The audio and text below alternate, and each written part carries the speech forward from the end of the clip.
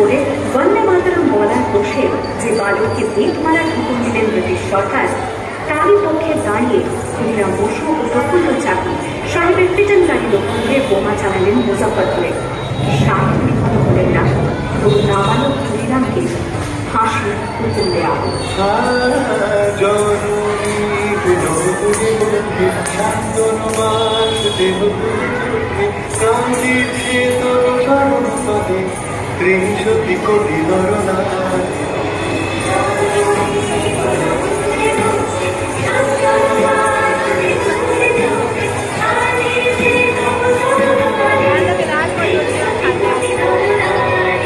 যারা স্বর্গগত তারা এখনো চলে স্বর্গের সে প্রিয় জন্মভূমি, এসো স্বদেশ তোদের মহাবিখ্যাত সেই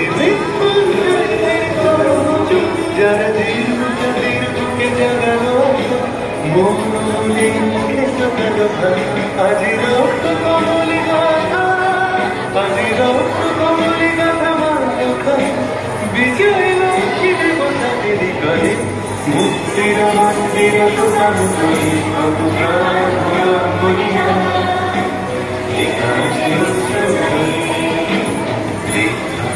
আছে অশ্রু চলে।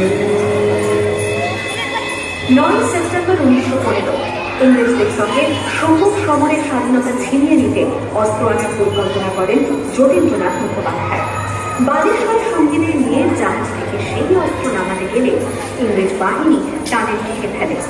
মুড়িবাজারের তীরে লড়াই বাঁধে বিরাট ইংরেজ বাহিনী বনাম বাঘাযতীন ও তার 4 সতীর্থ হলেন।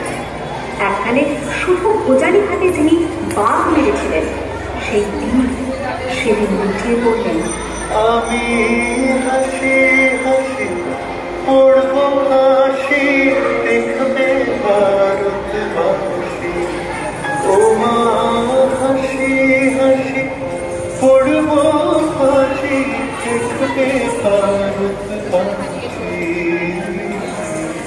একবার বিদায় দে মা ঘুরে আসি।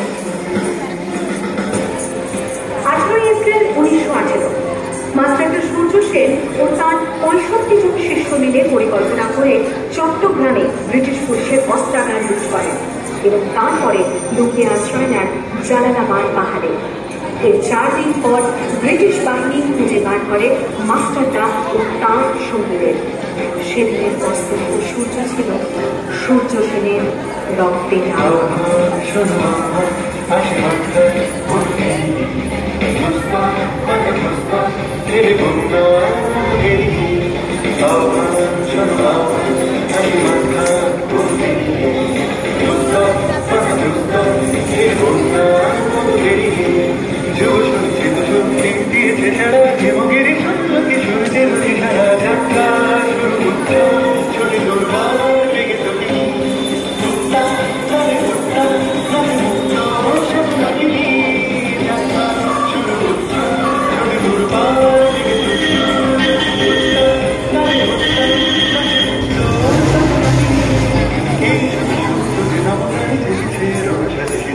অধিকার